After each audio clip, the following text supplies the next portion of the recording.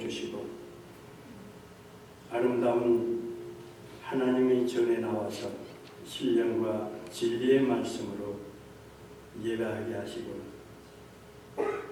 하늘의 신령한 만나를 맛보기를 원하며 예배를 통해서 하나님을 만나고 경험하는 복되고 거룩한 시간 되도록 복내려 주시옵소서. 부족한 종 떨리는 마음으로 하나님의 말씀을 들고 단위에 섰습니다. 성령님의 능력으로 주의 종을 붙잡아 주시고 성령 충만한 말씀으로 태어나게 하시며 이 말씀을 듣는 우리 성도님들 성령님의 역사로 깨닫게 해주시고 하나님 앞에 다시 나아가 설 수 있는 담대한 믿음을 허락하여 주시옵소서. 예수님의 이름으로 감사하며 기도드립니다.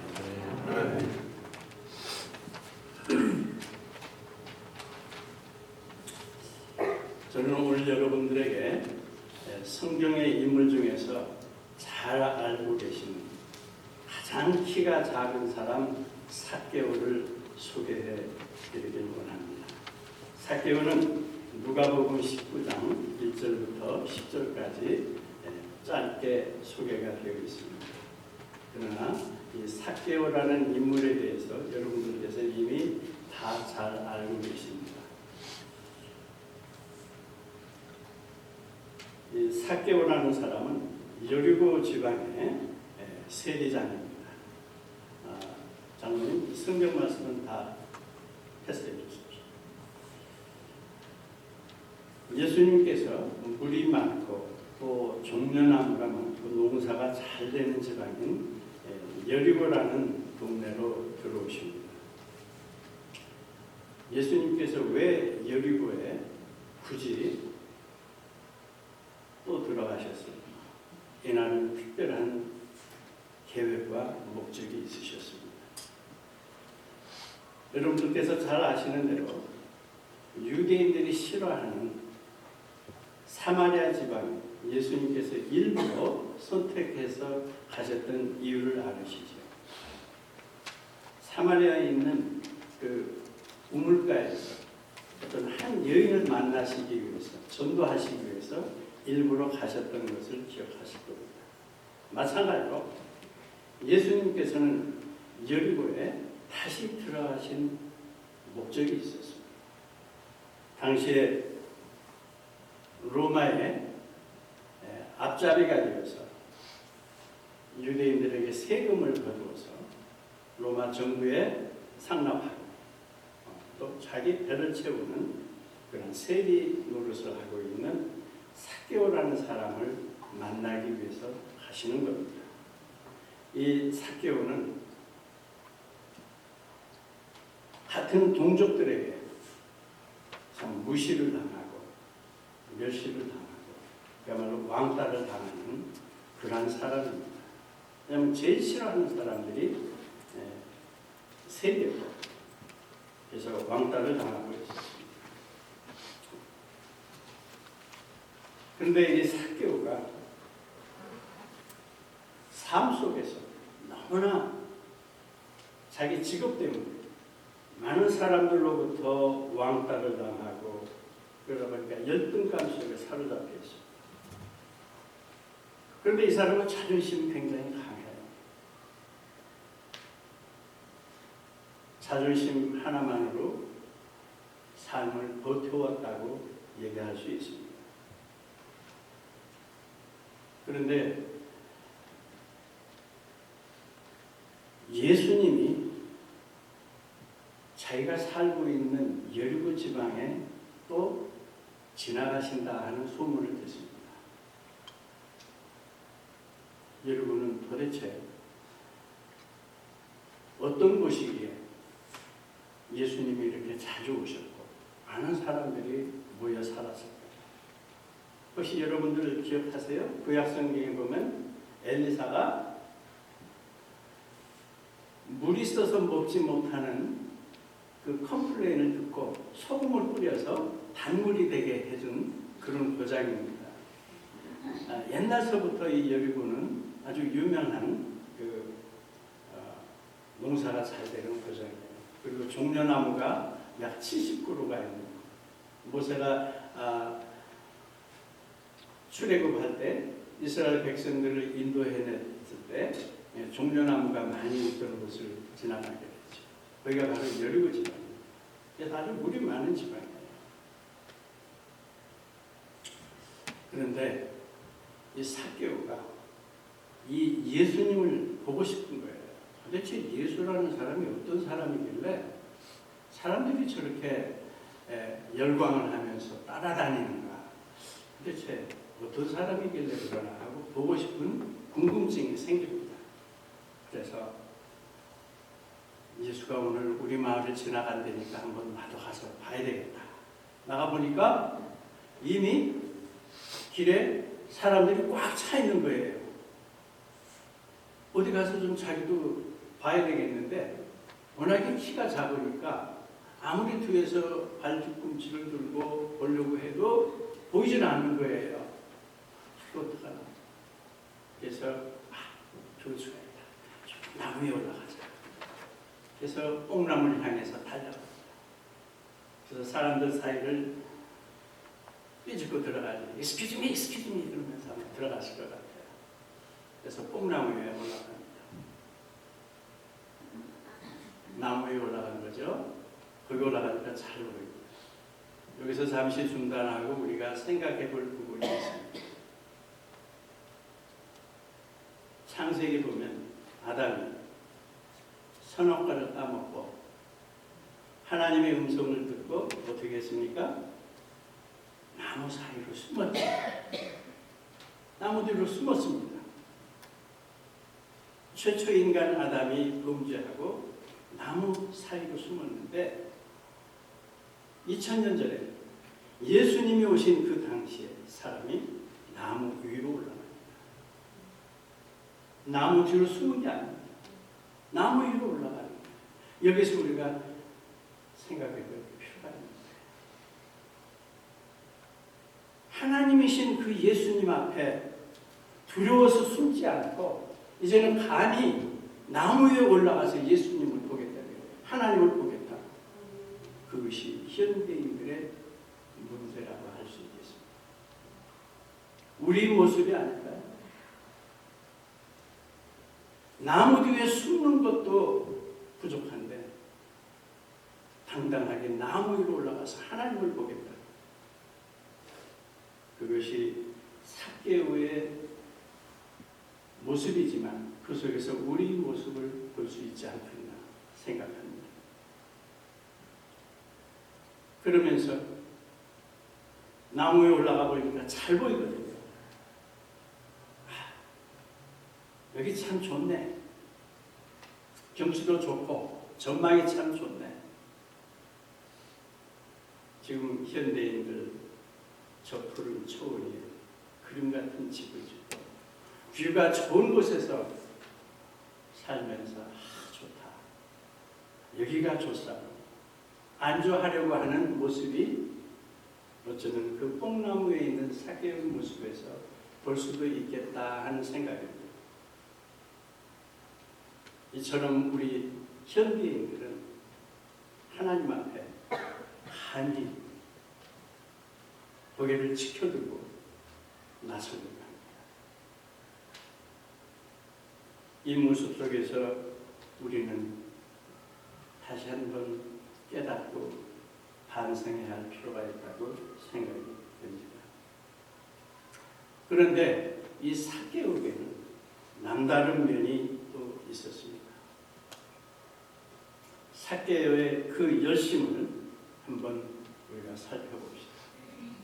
삭개오는 도대체 예수님에 대해서 얼마만큼 깊은 관심을 가졌길래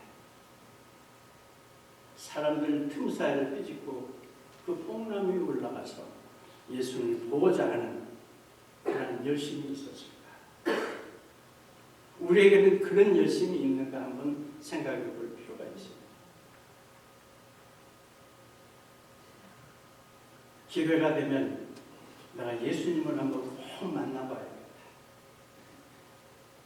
지나가는 모습이라도 봤으면 좋겠다 하는 그러한 마음이 세상 사람들과는 달리 삭개오에게는 있었다는 얘기입니다. 누가복음 19장 말씀을 보니까 분명히 삭개오에게는 그러한 열심이 있었어요. 예수님을 한 번 만나보고 싶은 마음, 먼 발치에서라도 지나가시는 모습이라도 보고 싶었습니다.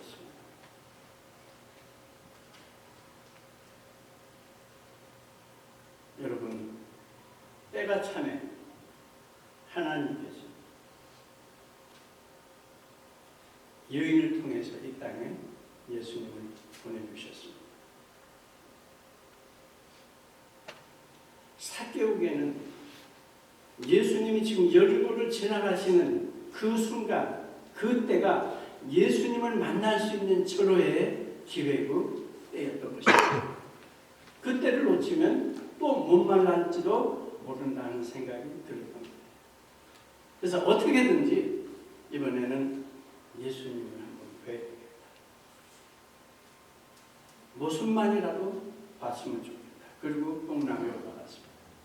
올라가서 보니까 저 멀리서 한 무리가 자기 동네를 향해서 걷고 있어요. 생각해 보십시오. 열등감과 자존심과 상처들이 삭개오에게는 덕지덕지 붙어 있습니다. 그런 삭개오가 자기 스스로가 사람들이 싫어하고 그것이 잘못된 죄된 삶을 살고 있다는 것을 스스로가 알고 있었습니다. 그러면서 예수님을 만나고 싶었던 것입니다. 나도 예수님을 만나서 새로운 변화된 삶을 살고 싶다는 열정이 있었던 것입니다. 그렇기 때문에 예수님을 만나고 싶어서 올라갔던 거죠. 그런데 점점 일행들의 발걸음이 삭개오를 향해서 다가옵니다. 삭개오는 저 앞에 오신 분이 저분이 예수님인가 보다 열심히 보고 있습니다. 예수님께서 이미 삭개오의 존재를 알고 계십니다. 삭개오가 나를 보려고 저 인파들 속에서 뚫고 나서 뽕나무에 올라가요. 저 나뭇가지 사이에서 나를 이렇게 보고 있고 알고 다가오고 있습니다. 제자들이 옆에서 저기 가면 삭개오가 있습니다 하고 얘기해 주지 않았어요. 예수님 알고 오셨어요. 가까이 오시면서 예수님이 오셨어요. 삭개오야, 장로님 너 바꿔주세요. 삭개오야, 토끼 말이야. 삭개오는 즉각적으로 지체하지 않고 얼른 내려옵니다. 예수님 말씀하십니다. 삭개오야, 내가 오늘 너와 너희 집에 함께 유하겠노라. 얼마나 기쁘고 감격적인 순간입니다.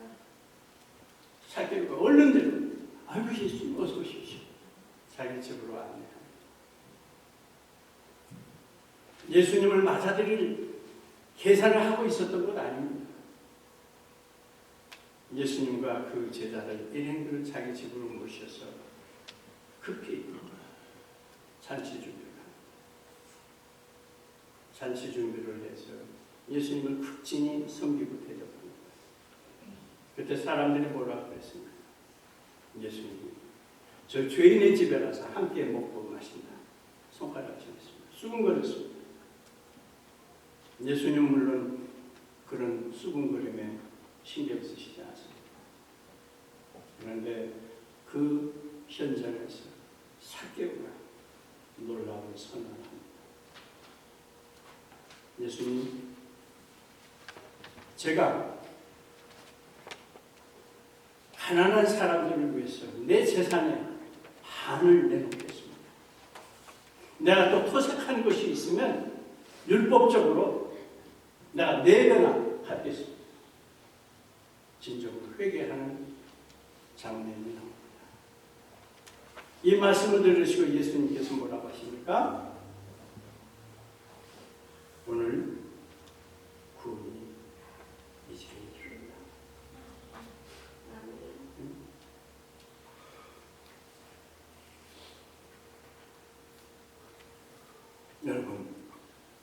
여러분도 오늘 삭개오를 만나러 오신 예수님을 이 성탄의 계절에 만나실 수 있기를 축복합니다. 많은 사람들이 예수님을 만나러 왔습니다. 또 만났습니다.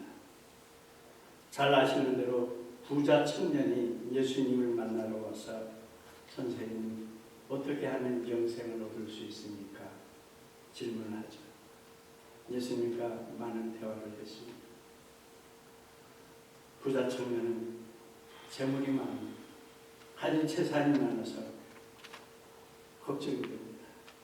이 재산을 다 팔아서 가난한 사람들을 나눠주라니 이게 걸림돌이 된 거예요. 고민하고 그냥 갔습니다. 영생을 얻을 수 있는 좋은 기회를 놓쳤습니다. 병 고침 받은 사람들, 보리떡과 물고기로 배불림을 받은 사람들, 호산나 다윗의 자손이요 지금 우리를 구원하소서. 종려나무 가지를 흔들면서 예수님을 맞이했던 사람, 며칠이 못해서 십자가에 못 박으소서, 십자가에 못 박으소서 외치던 그 군중. 참으로 많은 사람들이 예수님을 만났지만 제사장들, 서기관들, 바리새인 하나님의 아들임을 인정하지 않았습니다. 수많은 사람들이 예수님을 만났지만 인격적인 만남을 갖지 못했기 때문에 구원받지 못했고 그들이 영원한 생명을 누리지 못하게 되었습니다. 또한 예수님께서 친히 말씀하셨죠. 회개하라. 천국이 가까이 왔다. 천국이 가까이 내 옆에 와 있는데도 깨닫지 못했습니다. 믿지 않았습니다. 오히려 예수님을 배척하고 기회를 보아서 잡아 죽이려고 했습니다. 예수님께서 오신 목적은 잃어버린 자를 찾아서 구원하시기 위해서 오셨다라고 오신 목적을 말씀해 주십니다. 잃어버린 자. 여러분 주머니에서 코라 하나라도 떨어뜨리면 그거 찾으려고 애쓰시지 않습니까? 여기서 잃어버린 자, 이 사람은 도대체 어떤 사람입니까? 하나님과 영적인 교제가 단절된 사람. 모든 사람들이 죄를 범하였으면 하나님의 영광에 이르지 못합니다. 모든 사람들이 하나님과 영적으로 단절된 상태, 하나님께서 잃어버린 사람입니다. 혈통적으로는 아브라함의 자손이고 율법으로는 유대인의 전통을 따르는 그러한 사람들이지만 믿음에서 외인, 이방인 취급을 받는 사람, 믿음의 조상인 아브라함과는 전혀 무관한 사람들, 이런 사람들이 잃어버린 자입니다. 흔히들 요즘 교회에 나오지 않는 사람들을 가난한 성도라고 그러지요. 어쩌면 이런 사람들을 잃어버린 자라고도 할 수 있겠습니다. 우리 주변에 시험이 들거나 또 믿음이 약하거나 그래서 믿음의 생활을 하지 않는 사람들, 어쩌면 이런 분들을 잃어버린 자라고도 할 수 있겠습니다. 여러분, 삭개오가 예수님을 만난 것처럼 여러분들도 예수님을 만나는 것을 두려워하지 마시고 만나시기 바랍니다. 용기를 내십시오. 당당하고 기쁘고 즐거운 마음으로 예수님을 영접하십시오. 이미 지난 주간에 우리 김종윤 목사님께서 복음에 대해서 또 구원받고 영생을 얻게 되는 모든 것들을 다 말씀해 주셨어요. 제가 사실 오늘 같은 내용의 말씀을 전할 이유가 사실은 없습니다. 사실은 제가 굉장히 고민했어요. 지난 주간에 우리 김 목사님 말씀을 듣고 아이고 어떡하네, 큰일 났네, 설교 준비 다시 해야 되잖아요. 사실 급히 다시 한 거예요. 사실 또 말씀드릴 필요가 없는 거예요. 이미 다 알고 계시고, 지난번에 손 들으라고 하니까 손 드시는 분 아무도 안 계시더라고요. 다 예수 믿으시는 분이에요. 다 구원받으신 분이에요. 근데 제가 오늘 굳이 또 이런 말씀을 드리는 거죠. 참으로 정말 진짜로 예수님이 개인적인 구세주로 인격적으로 만나시느냐 그 말이에요. 사개오가 예수님을 만난 것처럼 그렇게 만나시느냐 그 말이에요. 만나셨어요? 네? 그 대답이 시원치가 두 사람밖에 못 만난 거예요.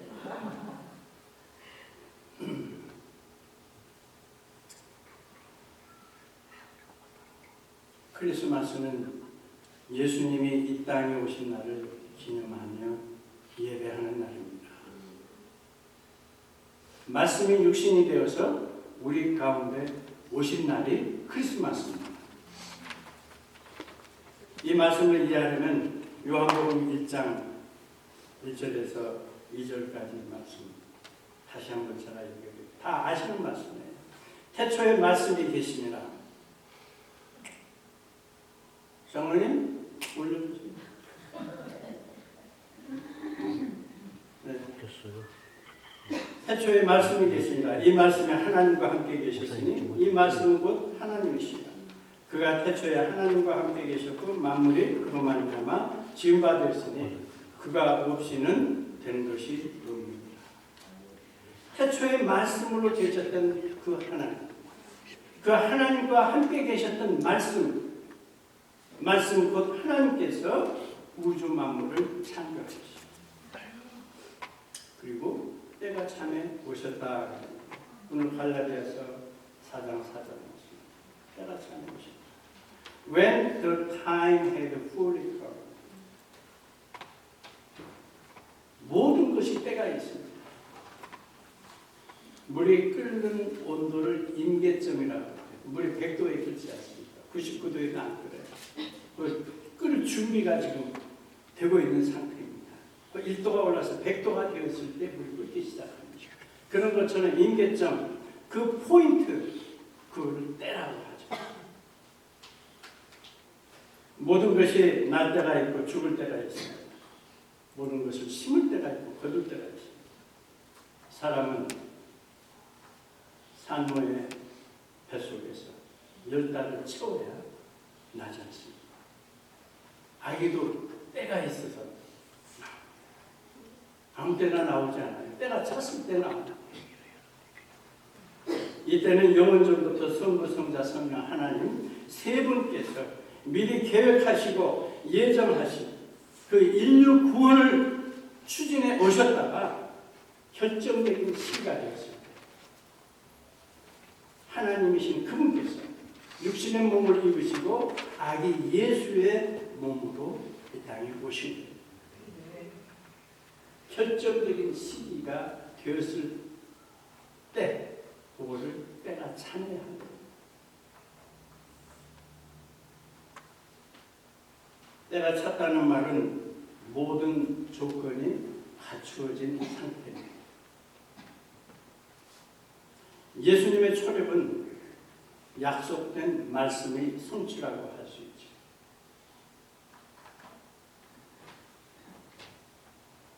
또 이르시되 내가 너희와 함께 있을 때 너희에게 말한 바 곧 모세의 율법과 선지자의 글과 시편에 나를 가리켜 기록한 모든 것이 이루어져야 하리라 한 말이 이것이라. 누가복음 24장 44절에 이미 구약의 예언들, 선지자들을 통해서 예언하신 것들이 다 이루어졌습니다.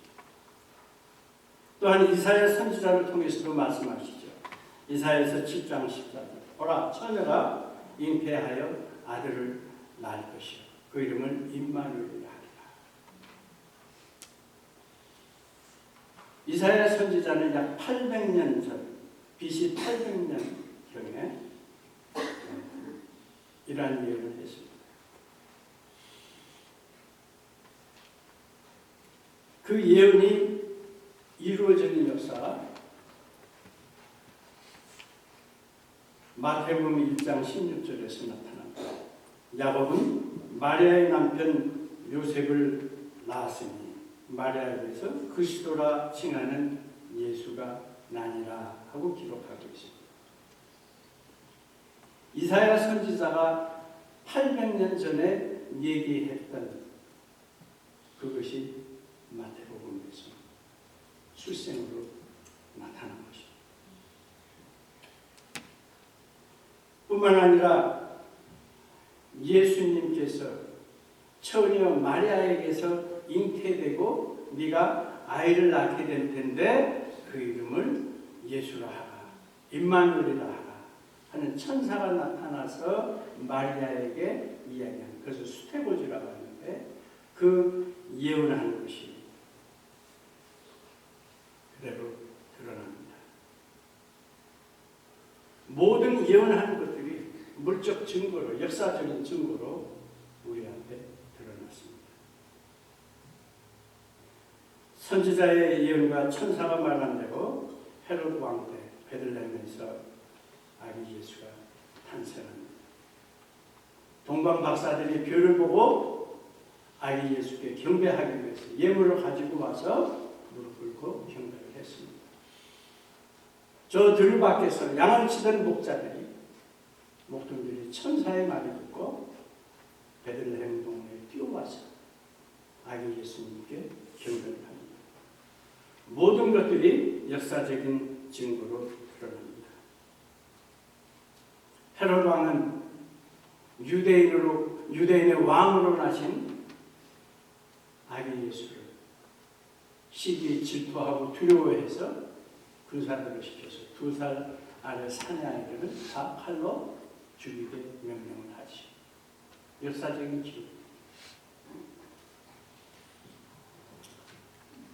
오늘 본문 말씀을 보면 가라사대 때가 찼고 하나님 나라가 가까웠으니 했을 때 이 문장의 앞부분을 보면 무엇인가 해야 할 일이 뒤에 따르고 있는 것입니다. 그렇잖아요. 때가 차고 하나님의 나라가 가까이 왔으니 그 이후에는 뭔가를 해야 할 일이 있다는 거예요. 때가 차면, 시간이 되면 뭔가 일어날 것을 암시하고 있습니다. 예수님께서 친히 말씀하시죠. 때가 차고 하나님 나라가 가까웠으니 회개하고 복음을 믿으라. 회개하라. 그리고 복음을 믿으라. 예루살렘 성전에 시몬이라는 사람이 있었습니다. 나이 많은 시몬이라는 사람이 성령의 감동으로 그리스도를 기다리고 있었습니다. 예수를 낳은 부모가 요셉과 마리아가 성전에 와서 경배를 하려고 왔을 때 시몬이 기다리고 있다가 그 아이 예수를 맞으면서 여호와 하나님께서 나에게 말씀해 주셨던 대로 이제 이스라엘의 구원을 보게 되었습니다. 내가 이제 주를 요한입니다. 하나님을 찬송하고 경배를 하게 됩니다. 뿐만 아니라 안나라는 여선지자가 과부가 되어서도 80년이 넘도록 성전에서 금식하며 기도하는 가운데 이 아기 예수를 보고 하나님 앞에 감사드립니다. 크리스마스는 바로 구원의 시작일 때입니다. 크리스마스에 아기 예수님이 오신 것은 바로 하나님의 섭리로 인류를 구원하시기 위한 시작의 때입니다.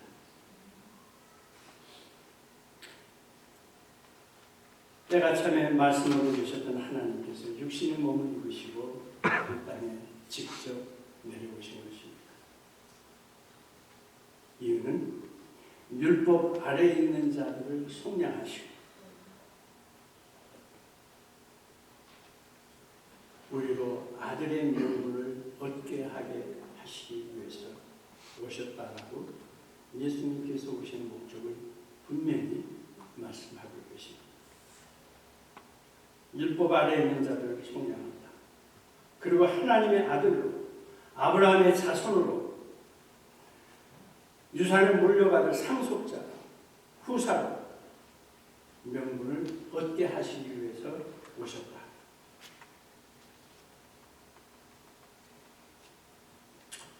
우리가 하나님을 아버지라고 부릅니다. 우리가 하나님의 친자입니까? 친아들이에요? 아니죠. 예수님이 친아들이시죠. 우리는 믿음으로 양자가 되겠죠. 그렇죠. 그래서 예수님처럼 아들처럼 배우를 받는 거예요. 아들의 명분을 얻게 된 거예요. 뒤를 이을 후사가 된 것입니다. 후사는 아버지의 모든 재산을 상속을 받을 수 있는 권리를 가지고 있는 상속자예요. 우리도 하나님으로부터 모든 만물을 다스릴 수 있는 예수님과 같이 함께 형제로서 세상을 다스릴 수 있는 상속자가 되었고 예수님처럼 아빠, 아버지라고 부를 수 있는 명분을 갖게 된 거예요. 한번 불러볼까요? 아빠, 아버지, 오늘 저 여기 왔어요. 아빠, 아버지예요. 여러분들 기도하실 때 하나님 아버지 감사합니다. 하나님 아버지 이런 거 해주세요. 저런 거 해주세요. 기도 많이 하시잖아요. 그냥 아버지라고 부를 수 있는 게 아니에요. 아들이 명분을 가졌기 때문에, 받았기 때문에, 후사가 되었기 때문에 그렇게 아빠, 아버지라고 부를 수 있는 거예요.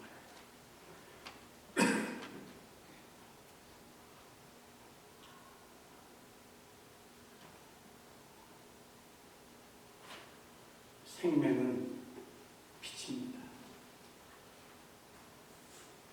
모든 생물들이 식물이라든지 우리 동물이라든지 인간은 빛을 봐야 살게 되어 있습니다. 빛을 보지 않으면 모든 생물은 죽습니다. 제가 지난 한 해 동안 텃밭 농사를 해보니까요, 햇빛이 얼마나 중요한지 알게 되더라고요. 햇빛을 보지 못하면 식물이 누렇게 변합니다. 탄소 동화 작용은 제대로 해야 돼요. 이 물고기들도 말이죠. 바닷속이나 시냇물 속에서 햇빛을 받고 자라면 잘 성장을 합니다. 그런데 어쩌다가 우리가 동굴 속에 캐번에 가잖아요. 룰레이 동굴이라든지 이런 데 가서 보게 되면 간혹 물이 있는 곳에 작은 고기가 헤엄쳐 다니는 것을 봅니다. 자라질 못해요. 그리고 물고기가 아주 투명해요. 색깔이. 속이 다 들여다보였죠. 제대로 성장을 하지 못합니다. 잘하고 있는 것입니다. 나무들도 햇빛을 보아야 탄소 동화 작용을 하고 잘 성장합니다. 마찬가지로 우리 인간들도 빛을 보아야 합니다. 빛을 보지 못하면 누렇게 떴다고 했잖아요. 병원에 오랫동안 입원해 있으면 사람 얼굴색이 누렇게 피기가 없어요. 어둠 가운데 한 줄기 빛이 들어오면 어둠은 물러납니다.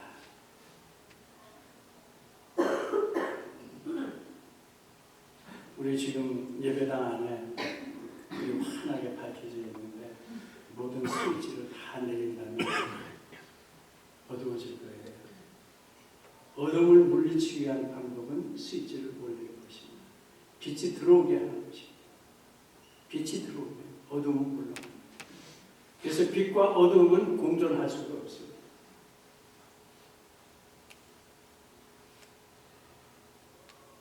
절망, 좌절, 고통, 흑암, 중독, 죄악, 죽음, 사망 이런 것들을 어둠이라고 표현을 합니다. 어둠에서 빛으로 나오는 새로운 생명을 얻게 됩니다. 빛은 생명입니다. 생명의 빛으로 나오십시오.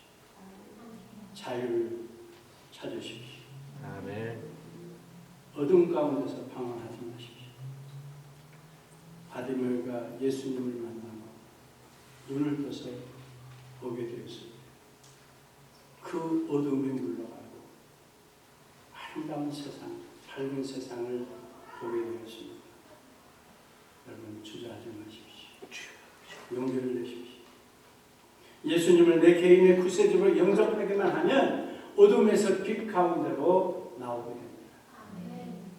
성탄주리의 아름다운 빛처럼 영롱한 빛을 발하게 됩니다. 지금은 은혜 받을 때요, 구원의 날입니다. 은혜는 선물입니다. 선물은 영생입니다. 영생은 구원입니다. 구원은 천국입니다.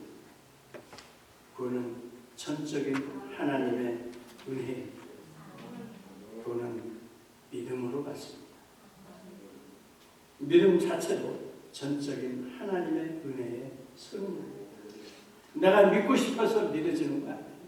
성령님께서 역사하셔서 믿음이라는 것이 내 안에 일어나게 해주십니다.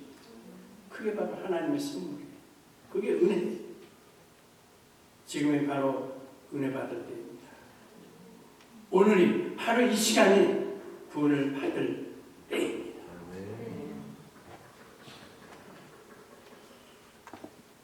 죄는 하나님을 믿지 않는 것입니다. 요한복음 16장 9절에 보면 죄에 대하여 하면 저희가 나를 믿지 아니함이라. 성경에 죄에 대해서 여러 가지 많은 것들이 기록이 되어 있습니다. 윤리 도덕적인 것, 율법적인 것 많이 기록이 되어 있습니다. 그런 것들은 우리가 회개하면 용서를 받을 수 있는 거예요. 근데 하나님을 배척하고 하나님을 믿지 않아요. 성령님의 역사를 거역하는 거예요. 용서받을 수 없는 거예요. 그래서 가장 큰 죄가 하나님을 믿지 아니하는 것이라고 했어요. 로마서 3장 23절에 모든 사람이 죄를 범하였음에 하나님의 영광에 이르지 못한다고 했어요. 한 사람도 예외 없이 우리 모두는 다 죄인입니다. 그러나 우리가 하나님을 믿으면 우리의 죄는 용서함을 받을 수 있고 하나님의 자녀가 아빠, 아버지라고 부를 수 있고 아들의 명분을 얻어서 상속자가 될 수 있는 것입니다. 죄는 용서받아야 합니다. 용서받아서 구원받아야 합니다. 예수님만이 하나님께로 나가는 유일한 길입니다. 예수님만이 영원한 진리입니다. 예수님만이 영원한 생명입니다. 내가 곧 길이요 진리요 생명이니 나로 말미암 자 그는 아버지께로 올 자가 없느니라. 요한복음 14장 6절 말씀입니다. 우리가 너무나도 잘 알고 있는 말씀이에요. 근데 이것을 영어 성경으로 조금 다시 한번 살펴보면 의미가 또 달라집니다. 우리가 NIV라든지 킹제임스라든지 여러 가지 영어 버전을 가지고 있습니다. 혹시 엠파이어라는 버전을 혹시 들어보셨습니까? 들어보셨나요? 자, 그걸로 읽어드릴게요. I am the only way to God and the real truth and the real life. No one comes to the Father but through me. 이 AMP 버전을 보게 되면 훨씬 더 우리가 이해하기 쉽게 표현을 해주고 있습니다. I am the only way to God. 하나님께로 가는 길, 오직 한 길. 그냥 the truth가 아니고 the real truth, 진짜 진리라. the real life, 진짜 생명. 좀 더 강조를 한 부분입니다. 여러분, 이제 말씀 마치려고 합니다. 십자가 위에서 나를 바라보시는 예수님을 만나십시오. 무조건 예수님 만난다고 하지 마십시오. 십자가 위에서 나를 연민의 눈빛으로 바라보시는 그 예수님을 만나십시오. 나의 모든 문제의 해결자가 되시는 예수님을 바라보십시오. 내 가정에 어떤 문제가 있습니까? 내 자신에게 어떤 문제가 있습니까? 내 자녀들에게 어떤 문제가 있습니까? 경제적인 문제, 건강적인 문제, 어떠한 문제이든 해결자가 되시는 예수님을 만나시기 바랍니다. 또한 나에게 어떠한 버리지 못하고 있는 습관이 있습니다. 어떤 못된 성품이 있습니다. 나를 새롭게 빚어주시는 예수님을 만나십시오. 내가 이제 믿음의 생활을 시작한 지 얼마 안 되었습니다. 아직 믿음이 연약합니까? 말씀을 아직 잘 깨닫지 못하고 있습니까? 말씀으로 믿음 위에 굳게 세워주신 예수님을 만나십시오. 아직도 머뭇거리고 있는 여러분의 그 여린 마음, 우리 예수님은 알고 있습니다. 하나님을 아빠, 아버지라고 부르시는 친밀한 교제를 나눌 수 있는 아들의 명분을 받으시기를 축복합니다. 기도하십시오.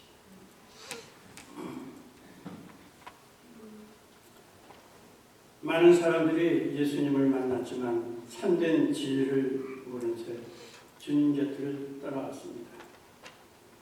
내가 만난 주님은 참 사랑이었고 진리이고 소망이었습니다.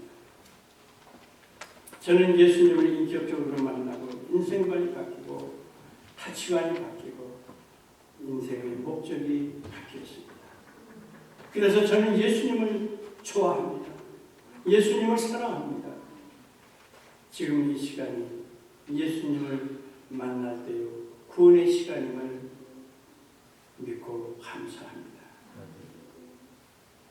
때가 차면 나 같은 죄인을 구원하시기 위해서 오신 인간의 몸을 입고 아기 예수님으로 오신 하나님, 예수님 환영합니다. 삭개오처럼 예수님을 만나고 내 삶이 변화하는 것을 두려워하지 않도록 용기를 주시길 바랍니다. 진정으로 회개하고 주에서 자유와 평안을 얻을 수 있도록 은혜를 내려 주시옵소서. 어둠에서 빛으로 나오는 생명의 빛을 받게 해 주시옵소서.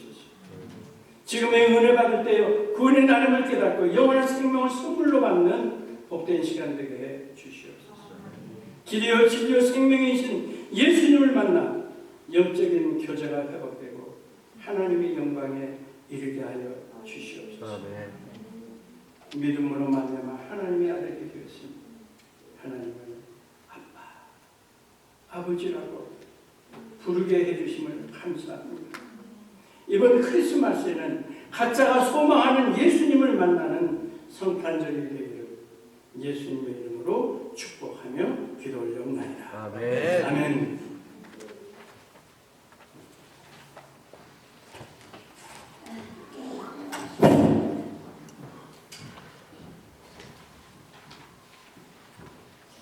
우리 함께 일어나셔서 결단 찬양 참 반가운 성도와 함께 찬양하겠습니다.